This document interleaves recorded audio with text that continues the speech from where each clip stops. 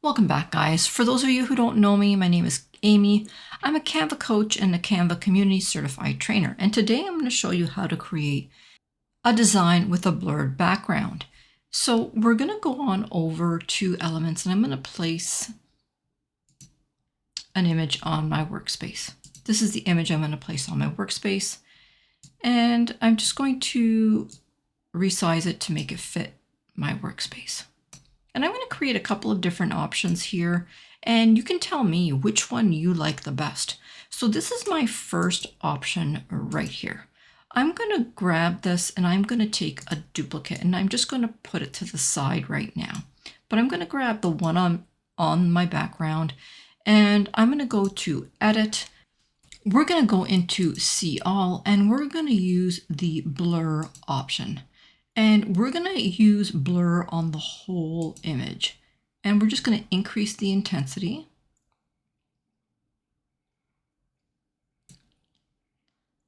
And once you're done, you can just press the X. Now I'm going to grab the photo I placed on the side and I'm going to bring it and place it right on top so that it's overlapping. And now I'm just going to crop it a little bit. I'm going to try and keep it as even as possible all the way around.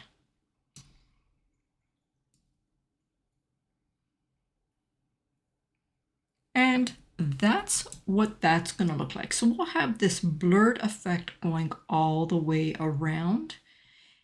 And then in the center, we'll have it a little bit more sharper. Now I'm going to take a copy of this because like I said, there's a couple of different things we can do with this.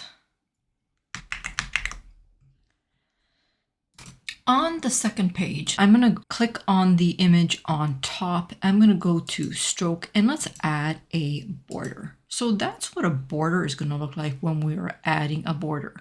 Now, unfortunately, we can't add a drop shadow to something like this. We can go to Elements and we can create a shadow effect using Elements. So for example, we can grab this shadow and just put it on the bottom to kind of give it a little bit of a lifting effect. So that's one thing you can do. And for the border color, if you want to change it to a different color, you can also just come up here and you can change it to any color that you like. I'm going to copy this and paste again. And on page 3, I'm going to remove that border and I'm going to remove that shadow. And I'm going to go ahead and go into Elements and I'm going to go to Frames and I'm going to add just a simple square frame. And I'm going to grab that image and just drag it right inside and then I'll just kind of resize it to be over top. Kind of like the first one, except with this one, I'm able to add a shadow. So I'm going to click that top frame and instead of going to Edit to add a shadow, I'm actually going to go to Effects. And we can see now that we're able to add effects to frames. And what I want to do is I want to add a drop shadow, or we can even add a glow. So let's add a drop shadow. As we can see, there is that nice little drop shadow around the edges of this frame. Let's go back. And we also have the option to change the color if you wanted to. So let's change the color to a nice bright blue. And that's what that's going to look like. Now we can increase transparency just like we can when we're adding shadows to other elements. We can increase or decrease the offset, and we can also change the direction. So that's what that is going to look like with a shadow. I'm going to make a copy of this page and let me show you a different option. And I'm going to scroll down. And here's another option right here. I'm going to release that image from that frame and I'm going to place it inside this one. And I'm going to get rid of this one here